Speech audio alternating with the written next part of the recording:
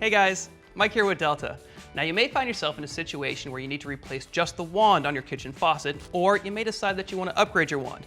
Now either way the steps are going to be exactly the same.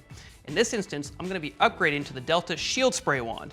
Now ShieldSpray represents Delta's latest and greatest in advancements in technology and creates a protective sphere of water over a concentrated stream. Now really all this means is just more power and less mess. It's accomplished in a few easy steps, so let's get to it.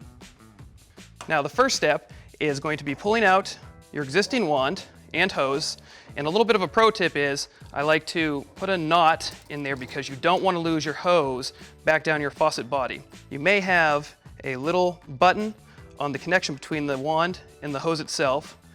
Just go ahead and press that down if you do, and then gently unscrew the existing wand from your hose.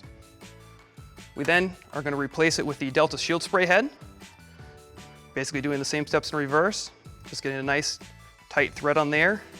And you actually will probably hear some clicks as it locks into place. Make sure that's nice and tight. Uncoil your hose, feed everything back into the faucet body, and that's it. Now we're ready to enjoy ShieldSpray.